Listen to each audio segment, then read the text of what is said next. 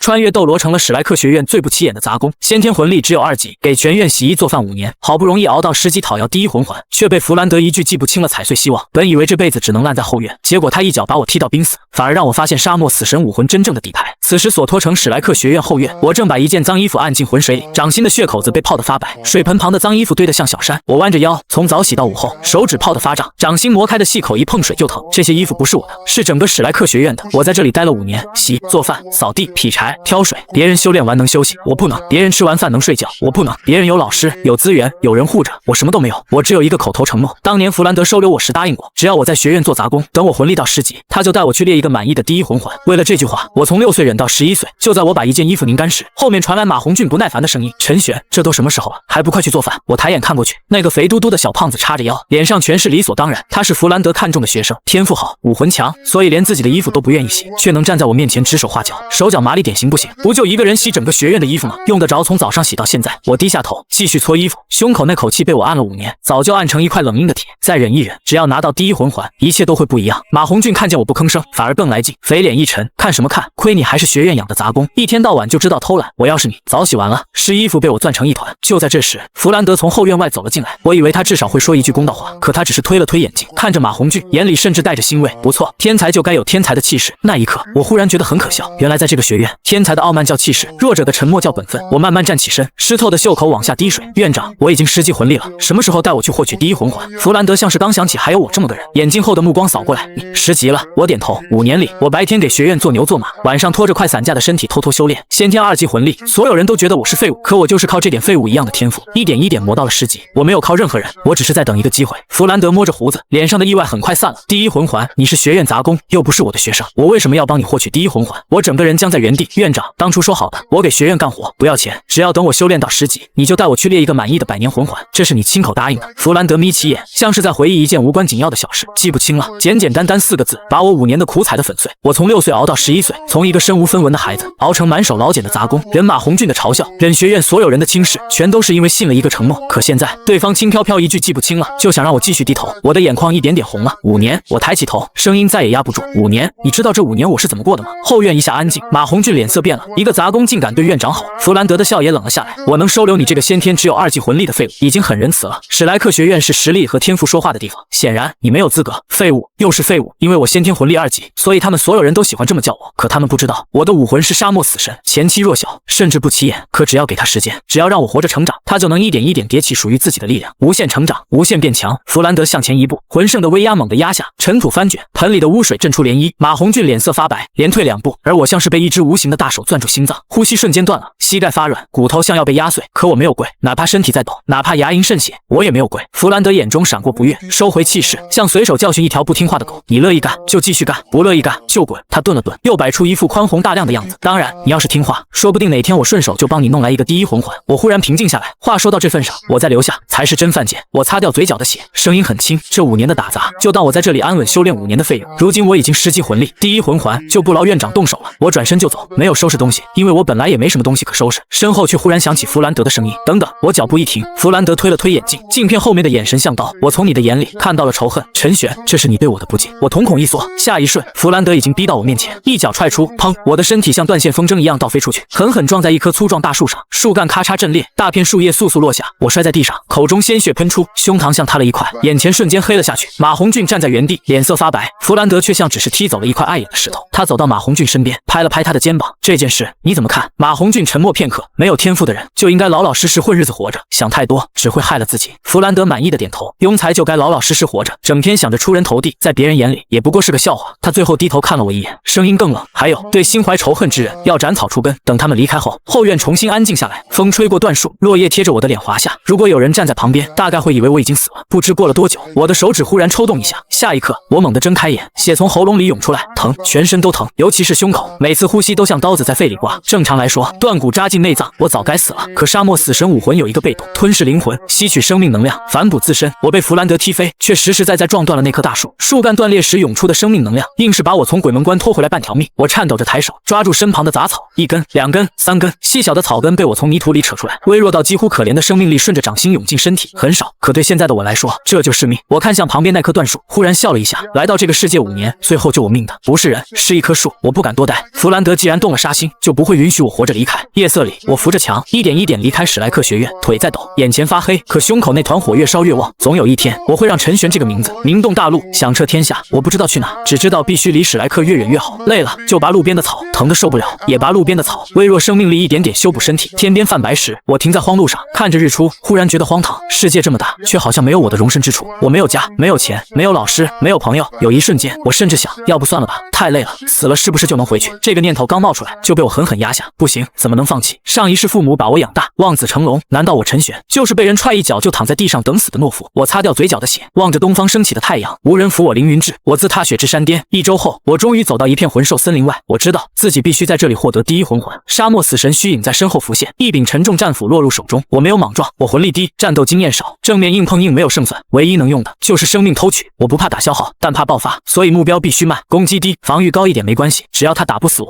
我就能一点一点磨死他。我守在水边等了很久，终于一只像小车一样的大乌龟慢悠悠爬了出来，可厚腿短，动作慢，不下水，攻击性不强，简直是给我准备的软柿子。我握紧战斧，眼神一点点狠起来，就你了。下一刻，我从树后冲出，对着大乌龟后腿狠狠砍下，战斧劈开皮肉，鲜血流出，大乌龟吃痛，脑袋和四肢瞬间缩进壳里。我知道砍不碎龟壳，就对准缝隙里的伤口，一斧一斧往里捅，每一次刺入都有一丝生命能量回流进身体。大乌龟缩着没用，忽然四肢一蹬，整个身体像滚动的石头朝我撞来。我脸色一变，转身就跑，被这玩意儿撞一下和被车撞没区别。他冲，我跑，他慢，我回头补刀，他想撞，我再拉开。这一架没有热血，没有潇洒，只有逃跑、补刀、喘气，像一条疯狗，咬住猎物就绝不松口。整整1个时辰后，大乌龟终于失血过多，轰然倒地。我撑着战斧，浑身汗透，看着他的尸体，嘴角一点点扬起。赢了，没有老师，没有护道者，没有强者带队，我一个被魂圣踢到濒死的11岁少年，硬生生靠自己磨死了一头魂兽。哪怕过程难看，可赢了就是赢了。下一刻，一个魂环从大乌龟身上浮现，我的笑僵在脸上。那魂环白中带着一点泛黄，淡得可怜。我低头看着快废掉的腿，又看着那枚魂环，半天没说出话。我心底一沉，反倒被气笑。不是吧，我费这么大劲，最后就给我一枚不到100年的白环。我坐在地上，差点被气笑。这哪是无限成长，这分明是无限坐牢。可笑完之后，我还是盘膝坐下，开始吸收魂环力量融入体内。我脚下浮现一道白光，片刻后，我猛地睁眼，成了第一魂技极魂痛击，主动效果强化下一次攻击，增加攻击距离和额外伤害。被动效果，若目标死于该技能，永久增加伤害，普通单位增加3点，特殊单位翻倍。我看着脚下寒酸的白环，嘴角却慢慢扬起。别人看到白色第一魂环只会轻敌，可他们不会知道，这枚白环后面藏着无限成长。我握紧战斧，盯上一棵小树，脚下白环亮起，紫色光芒缠上斧刃，半透明斧影像被硬生生拉长。我抡斧劈下，吃我 EQ， 小树应声而断。可我很快皱眉，没有变强，没有层数反馈，难道树不算？我的目光落在不远处一株蓝银草上，那草叶泛着极微弱的魂力波动，它不是普通植物，是一株小的不能再小的魂兽。我走过去，脚下白环再次亮起，极魂痛击，斧刃落下，蓝银草断裂，一枚淡到几乎看不见的白色魂环浮出。下一刻，我心底像有声音轻轻响了一下，+3，我瞳孔一缩，真的能叠，极魂痛击真的能叠层。我低头看着战斧，手指一点点收紧，普通生命不行，必须是魂兽，那就简单了。我扛起战斧，看向林子里那些随处可见的蓝银草，兴奋压都压不住，开始发育吧。接下来3天，我没有深入森林，我很清楚，潜力只是潜力，没有成长起来之前，我依旧弱得可怜，所以我只找弱小魂兽，尤其是蓝银草魂兽，这种魂兽弱得离谱，对现在的我来说，就是最安全的小兵。可事情没那么简单，森林里的蓝银草很多，但绝大多数只是普通植物，只有真正修炼出魂力波动的蓝银草，才能触发极魂痛击。再加上我魂力有限，满状态也不能把魂力耗空，我每次最多用5次极魂痛击，叠完就休息，越弱小越不能贪。3天后，我硬生生叠了75次极魂痛击，每次3斤力量，总共225斤。数字听起来不夸张，可对我来说，这是实打实的变化。3天前那只大乌龟的龟壳还留在原地，我站在龟壳前，武魂附体，脚下白环亮起，紫色斧光缠上战斧，所有力量压进双臂，极魂痛击，轰！战斧落下，地面狠狠一震，那个曾经让我无可奈何的龟壳竟从中间裂开，紧接着咔嚓一声炸碎，我胸口剧烈起伏，看着碎裂龟壳，心里只剩一个念头，这就是成长。3天前，我只能像野狗一样围着它磨，现在同样的防御，挡不住我全力一斧，败在我手中之敌将不会再是我的威胁。可激动过后，我强行冷静下来，225斤对弱小魂兽明显，可放在真正的魂师世界远远不够。我魂力太少，叠层慢，资质太差，修炼速度也慢，力量可以叠，境界也必须跟上，否则再强的战斧也未必砍得到速度快。魂技多的敌人，我需要更强的目标。精英怪10年魂兽给3层，100年魂兽会不会给6层？我往森林深处走去，没多久，一双幽绿色眼睛从灌木后盯住我，我，那是一头疾风狼，体型比我大得多，灰青色毛发贴着身体，爪子锋利，喉咙里压着低吼，百年魂兽，这和蓝银草完全不是一个级别。下一瞬，灰影扑来，腥风压脸，我横起战斧挡住狼口，巨大的冲击力压得双臂发麻，脚下泥土被踩出2道深痕，我和他决力，却被一步步往后推，背后就是斜坡，不能退了。白环亮起，紫色浮影猛然拉长，我顺势横扫，可疾风狼反应极快，松口一跃，轻巧避开，这一斧落空，魂力白白消耗一次。我没有追，反而冷静下来，速度不够，攻击距离也不够，弱点不可怕，可怕的是不知道自己弱在哪里。几次交手后，疾风狼张口凝出风弹，我来不及躲，被狠狠砸中胸口，整个人倒飞出去，撞断一棵小树，血从嘴里喷出。疾风狼扑上来，一口咬住我的肩膀，牙齿刺进血肉的瞬间，我眼神猛然清醒，等的就是现在。他低头咬我，再快也会慢一拍。我忍着剧痛，贴着地面横扫战斧，斧刃撕开他前腿，鲜血喷出，生命偷取生效，热流回涌，硬生生帮我吊住状态。疾风狼后退，狼眼里竟露出恐惧，他不明白我被风弹打中，为什么还能反击。我撑着战斧站起来，肩膀还在流血，却笑了一下，还得多亏弗兰德，要不是他那一脚，我也想不到原来自己的身体也能拿来布置陷阱。你的速度太快，你要跑，我追不上；我要跑，也跑不掉。所以这场战斗本来是我必输。我盯着他受伤的前腿，可现在你腿伤了。疾风狼转身就跑，我追不上他，只低头看地上的血迹，顺着味道继续找，一次两次，每次他都能甩开我，可没过多久，我又会出现。到最后，疾风狼跑不动了，我拖着战斧一点一点靠近，斧刃擦过地面，沙沙作响。我的武魂对气味很敏感，我抬起战斧，白环亮起，毕竟是狗，也是死神。疾魂痛击落下，疾风狼哀嚎倒地，一枚黄色魂环缓缓升起，同时我心底响起清晰的声音：+6。果然，百年魂兽给的层数不一样。我没有逞强，拖着疾风狼尸体找地方生火烤肉。吃肉时，我顺手拔了几把蓝银草，用生命力修补伤口。刚啃2口，林子忽然安静的不正常。我抬头卧斧，灌木丛里，一双又一双幽绿色眼睛亮起。疾风狼不止一只，我这才想起来，狼是群居动物，刚才对付一只，我都差点把命搭进去，现在是一群。狼群从四面围上来，真正的十死无生。我脑子里闪过一个念头，早知道就该待在外围砍蓝银草。可念头刚冒出来，我自己就笑了。怕死很正常，因为怕死就一辈子缩在外围，那才可笑。我召唤武魂，战斧缓缓举起，既分高下，也决生死。第一只疾风狼从侧面扑来，咬住我手臂，我没有退，反手一斧劈下，他松口后撤，我等的就是他退。脚下一蹬，追着那只冒头的疾风狼冲过去。打群架最怕被一起围死，所以必须把第一个出头的打疼，打到后面的不敢上。紫色斧光落下，那只疾风狼背上裂开血口。+3，狼群被激怒，2只疾风狼从不同方向扑来，我避不开，也不想避，任由一只咬住肩膀，反手横扫另一只，热流回涌，生命偷取强行吊住我的状态。+3、+6，声音在心底响起，可我已经没力气兴奋，血顺着手指往下滴，战斧柄被染红，狼群在等我倒下，我拄着战斧，硬生生站直身体。我可以死，但不能跪着死，不能像条狗一样从这个世界消失。我咧嘴一笑，血从牙缝流出，谁能咬我？谁敢咬我？狼群骚动，一头体型更大的狼王走出来，毛色更深，眼神更冷。我看着他，反而笑了。魂力只剩最后一点，可死前能拉狼王下水也不亏。白环再次亮起，来吧，就当最后一舞。狼王压低身体，准备扑杀，可就在这一瞬，整片林子的风向变了。狼王猛地抬头，低吼一声，竟转身就跑，其他疾风狼瞬间四散逃开。我愣在原地，追不动，只能死死握着战斧。然后我听见很轻的脚步声，一个金发少女从林子里走出，阳光穿过树叶落在她身上，像是会发光。她看着满身是血的我，又看了看地上的狼尸，眼中闪过意外。我听到这边有动静，过来看看，你没事吧？她掌心浮起柔和魂力，温热力量落在伤口上，血慢慢止住。我吐出一口气，谢谢。她的目光落在我身后，眉心微微蹙起，你家长辈呢？为什么不出来帮忙？我沉默片刻，我孤身一人。少女怔了怔，她没有多问，只提醒我快点离开，别白白丢命。我扶着战斧站直，你叫什么名字？有机会我一定报答你。她脚步不停，你第一魂环是白色，应该没有报答我的机会了，好好活下去吧。我笑了，果然白环真容易让人轻敌。我拍了拍胸口，把声音送过去，我叫陈玄，尔东陈，玄之又玄的玄，你记住了，总有一天这个名字会天下谁人不知。金发少女只传来一声轻笑，像觉得我异想天开。我没有追，有缘自会相见，无缘望你平安。我拖着伤体走出魂兽森林，误打误撞来到一处集市，衣服破得像被狗啃过，身上血污一片，肩膀、胸口、手臂到处都是伤。周围很快有人议论，一个少年独自从魂兽森林走出来，伤成这样还能走，命挺硬。我像没听见，血痕不是耻辱，是我拼死活下来的证明。刚走几步，一个短发少女跑到我面前，随手丢下一枚金魂币，拿着吧。我看着地上的金魂币，整个人都愣住了。你当我是乞丐？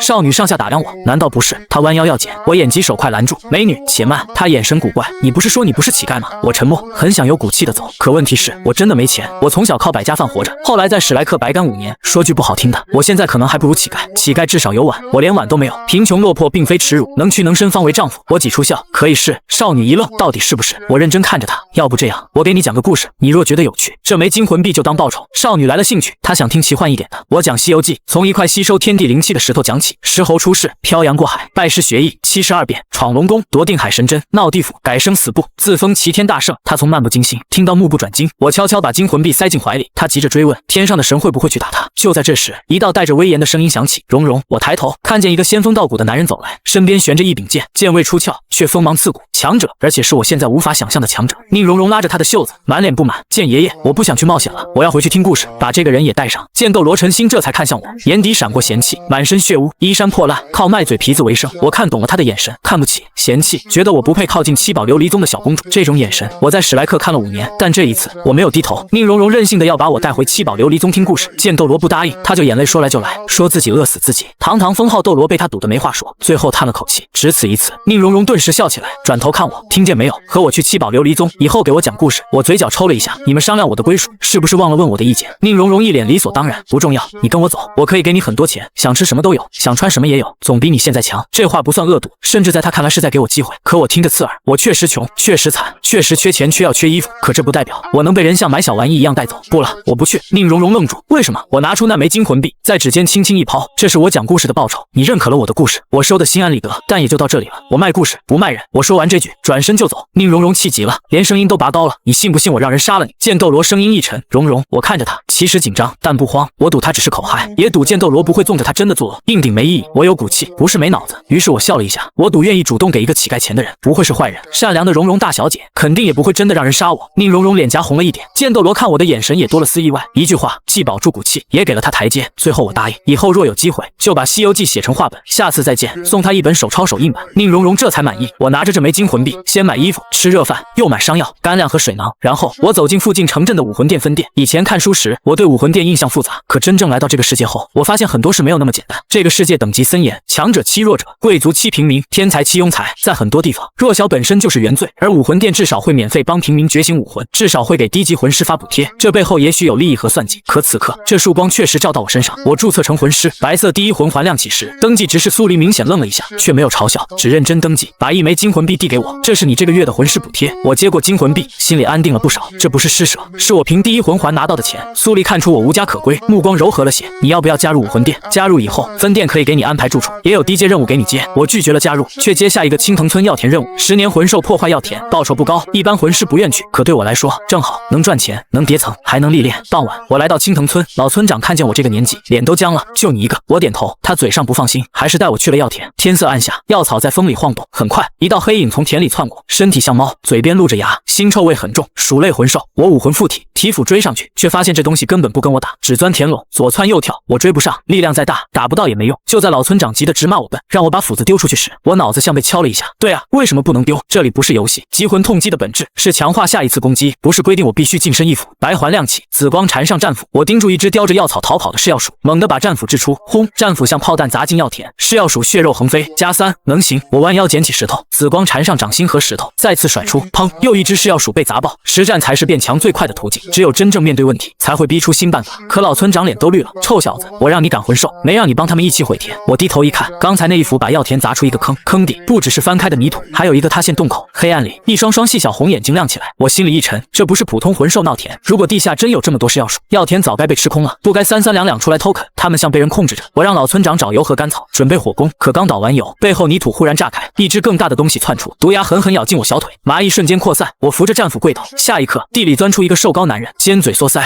眼睛细长，整个人像披着人皮的大老鼠。一个白环小鬼也敢接这种任务？武魂殿现在真是没人了。老村长举着火把，吓得后退。老鼠精啊！男人脸色一黑，这是武魂附体，老子的武魂叫腐牙鼠。老村长眼珠一转，立刻装出一副老糊涂的样子。大人误会了，我也是武魂殿派来处理问题的魂师，这孩子伤得不轻，我先扶他出去。男人冷笑，装傻。可惜今晚你们谁都走不了。穿越斗罗成了史莱克学院最不起眼的杂工，先天魂力只有2级，给全院洗衣做饭5年，好不容易熬到10级讨要第一魂环，却被弗兰德一句记不清了踩碎希望。我先扶他出去。男人冷笑，装傻。可惜今晚你们谁都走不了，这片药田本来就不该保住。男人越说越得意，细长眼睛里满是嘲弄。有人出钱让青藤村交不上这批药，我不过是操控噬药鼠装成普通魂兽闹田，谁知道这老东西真舍得去武魂殿求助，更没想到来的还是你这么个多管闲事的小鬼。就在他得意时，药田里忽然亮起火光，地下噬药鼠被浓烟和火逼得四处乱窜。男人脸色大变，谁点的火？我从地上慢慢站起来，他瞳孔一缩，不可能，我的牙里有剧毒，你怎么还能站起来？我看着他，嘴角带冷，你果然在附近，坑里那么多噬药鼠，却没有直接毁掉药田。我猜到有人操控，你躲在暗处，我找不到你。如果不大意一点，怎么让你放松警惕？他怒吼一声，2个魂环亮起，一白一黄，腐牙鼠武魂让他的双手变成灰黑利爪，身体一矮，贴地窜来，就凭你一个白环魂师，看我撕碎你！老村长急得大喊，让我快跑！我没有躲，被火逼出的噬药鼠还在乱窜，我极魂痛击掷出战斧，炸死一大片噬药鼠，生命力不断回流进身体，毒马胆被硬生生压下，我提斧走向腐牙鼠魂师。你说的对，我撑不了太久，所以你最好快点死。当然这是骗他的，我体内生命力正在恢复，嗨得不行。男人以为我中毒虚弱，利爪直扑面门，我武魂附体，全身肌肉暴涨，脚下白环亮起，这一击会很疯狂，紫色斧光砸在斧毒利爪上，咔嚓，男人的笑容瞬间僵住，灰黑利爪当场崩开，战斧于是不减，狠狠砸在他肩头，他惨叫跪地，半边肩膀塌陷。不可能，你明明只是白环。我踩住他的手腕，战斧压在他脖颈旁，每个瞧不起我白色魂环的人都会付出代价。罗三瘫在地上，再无反抗之力，我脚下白环又亮了一瞬，一个念头冒出来，魂兽能叠层，人类魂师呢？如果这一斧落下，罗三死在极魂痛击下，会不会给我增加力量？他该死吗？当然该死，可今天我能说服自己只杀坏人，明天呢？后天呢？以后只要有人挡路，我是不是也能给他扣一个取死有道？这条路一旦走上去，迟早越走越远。我脚下白环按下去，紫光消散，战斗中杀掉也就罢了，对手已经没有抵抗之力，纯屠杀人类叠层还是膈应，这条命先留着。我把罗三捆起来，带回武魂殿，比死在这里之前。天亮前，我押着罗三离开青藤村，老村长塞给我几贴解毒膏。我是村长，我不管，谁管？这个话老头烦归烦，可至少是个合格村长。中午，我把罗三押回武魂殿，大厅里看到这个半边肩膀塌陷的大魂师，声音一下低了，苏黎快步过来。我把人放到桌前，青藤村任务完成，是要属是人为操控，这人叫罗三，腐牙属武魂，二环大魂师，收钱破坏药田，背后牵扯雇凶。旁边工作人员低声议论，二环大魂师，他抓回来的，他才11级吧，第一魂环还是白色，可现在没人敢再轻视这个白环。苏黎重新核定奖励，给了我3枚金魂币，又认真看向我，你真的不考虑加入武魂殿吗？以你的表现，分店可以破格给你执事身份、住处、资源、任务渠道，还有武魂殿庇护，说不动心是假的。可我还是摇头，加入就要被管着，有时还要干不想干的事。我现在年轻，想全力修炼。苏黎没有勉强，只把1枚联络牌推到我面前，若是哪天改变主意，随时来找我。我拿着钱住进松风客栈，洗掉血污，吃饱热饭，盘膝修炼，连日战斗，魂力反复消耗又恢复，不知过了多久，体内像冲破一层薄膜。我睁开眼，12级突破不大，但魂力明显厚了，极魂痛击能用的次数也多了。天亮后，我去了铁匠铺，我让铁匠打造1袋陈铁丸，3把短柄飞斧。之前药田一战提醒了我，极魂痛击不是只能近战，近身用重斧，中距离用飞斧，远距离用陈铁丸。只要准头练出来，我就不必等敌人冲到面前。拿到武器后，我坐在客栈里思考下一步。我最大的短板还是天赋，想解决资质问题，就绕不开冰火两仪眼的仙草。可我现在只是12级魂师，直接找独孤博，10成里9成会死，剩下1成是死的难看，所以不能急。独孤博碰不得，那就先从独孤雁下手。他在天斗城，天斗皇家学院，或许可以先去和他交个朋友。我收拾好东西，去了武魂殿分店。苏黎看见我进来，抬起头，又来接任务。我点头，有没有去天斗城的任务？他翻了翻卷宗，有一个万通商队押送药材去天斗城，路程7日，途经几段荒路，正常不算太危险。不过最近路上不太安稳，听说有盗匪，报酬多少？2枚金魂币，包吃住。若遇到魂兽或盗匪，按危险程度追加奖励。我没有犹豫，接。1天后，东城门外，万通商队排成一列，领队赵庚看见我这个年纪，眉头明显皱了。旁边一个壮士护卫周恒更是笑出声，武魂殿是不是弄错了？护送商队怎么派个孩子过来？我看了他一眼，我接的是武魂殿任务。周恒抱着胳膊，我问的是你行不行？我道你们若要验实力，可以打一场。赵庚看了周恒一眼，最终还是按住他的肩，行了，让他留下。一路前2日风平浪静，我坐在车旁，反复抛接陈铁丸，练重量，练出手节奏，练闭眼听风声，准头是练出来的。周恒看不下去，忍了半天还是开口，小子，护卫是拿命挡刀，不是让你坐在这里玩铁球。我指挥他，准头差，临战会死人。他刚要发火，远处林子里忽然传来破空声，箭雨来了。周恒一把抓住我衣领，把我拖到车底，躲好，别碍事。他武魂附体，铁背牛虚影浮现，冲向林边盗匪，10几名盗匪杀出，为首迟钝大汉同样是2环大魂师，力量和防御都压过周恒。赵庚被其他盗匪缠住，商队乱了。我扣住陈铁丸，没有急着出手，周围人太多，极魂痛击威力太大，打偏会误伤自己人，必须等一个清楚角度。迟钝大汉挥盾砸退周恒，脚下空门露出，机会来了，白环亮起，紫光缠上掌心，陈铁丸破空而出，轰！大盾猛地一震，迟钝大汉连退3步，整条手臂都麻了。他刚移开盾牌，我已经从马车顶上跃下，战斧凝聚在掌中，极魂痛击，盾牌裂开，斧刃斩进手臂，迟钝大汉惨叫跪地。周恒看傻了，刚才压着他打的人被我一斧砍跪，我没有犹豫，战斗里不是讲道理的时候。第2斧落下，加6，人类魂师果然也能叠层，膈应归膈应，胜负未分的战斗里，我不会心慈手软。我从周恒身边走过，看了他一眼，躲好，别碍事。周恒脸色僵住，这话刚才他才对我说过。盗匪见大魂师被杀，气势顿时散了。我又用陈铁丸砸断1名盗匪手臂，剩下的人再也不敢恋战，纷纷逃进林子。商队没有追，护货为先。战斗结束后，赵庚替周恒道歉，周恒憋了半天，也硬邦邦挤出一句：“是我看走眼了，你很厉害，我错了。”我笑了笑。箭雨落下时，他也拉了我一把，我知道他没有坏心。几日后，天斗城终于出现在眼前，高大的城墙横在远处，车马往来，人声鼎沸。这就是天斗城，贵族、学院、宗门、商会、魂师全都汇聚在这里。万通商队进城后，先去了回春堂，药铺门口人很多。一个重伤魂师忽然被抬进去，胸口塌陷，呼吸微弱。就在众人慌乱时，一道清冷声音响起：“让开！”蒙面少女从侧门走出，掌心光芒亮起，一朵洁白如玉的海棠花缓缓盛开，白光落下，那人胸口涌血一点点止住，呼吸也稳了下来，周围低呼九星海棠。我当然知道他是谁，叶玲玲，黄豆战队最特殊的辅助魂师。我多看了2眼，肩膀忽然被人拍了一下，哪来的小鬼，这样直勾勾盯着我家玲玲看，不太礼貌吧？我回头，紫色短发，碧绿眼眸，天斗皇家学院制服，眉眼明艳，站姿却很有攻击性。独孤雁，我没想到自己想找的人竟然提前出现，第一次见九星海棠，多看2眼，很奇怪吗？独孤雁眯眼看武魂，我还以为你是看人呢，人也好看，不过武魂更少见。他怔了一下，随即轻哼，算你眼光还行。我看着他，忽然道：天斗有佳人，绝世而独立，一顾倾人城，再顾倾人国，这话放在你身上，倒也合适。独孤雁听过太多人夸她漂亮、尊贵、天才，可这种话她显然没听过。她努力板着脸，油嘴滑舌：你平时就是这么骗女孩子的？我摇头，以前太穷，没机会。她忍不住笑了，我没有继续纠缠，转身搬药箱。她在后面喊住我：喂，你叫什么名字？我头也不回，有缘再见，下次再见就告诉你。之后商队把药材送进天斗皇家学院，我帮忙卸货时，一只几百斤的药箱从车上滑落，我武魂附体，第一魂技加持双臂，硬生生把箱子拖住，脚下青石板都裂开细纹。管事惊住，周恒咧嘴一笑，冲管事扬了扬下巴，别看这小子只有1环，真打起来不需大魂师。就在这时，熟悉的声音从护院门口传来：怎么是你？冤家路窄。我回头看见独孤雁和叶玲玲站在那里，我直接开口：我叫陈玄，尔东陈，玄之又玄的玄，你可要记好了，这个名字以后会很响亮。独孤雁一愣，我问你了吗？之前说过有缘再见，就告诉你。我看着他，语气自然，现在看来我们还挺有缘。他脸上的笑微微一顿，耳根像被这句话烫了一下，又故意板起脸：谁跟你有缘？下一刻他抱起手臂，眼神里带着不服，听说你实力不虚大魂师，在下独孤雁，29级大魂师，敢不敢打一场？周围一下安静。独孤雁，独斗罗孙女，天斗皇家学院天才，而我12级1环白色魂环。周恒立刻想替我道歉，独孤雁却盯着我：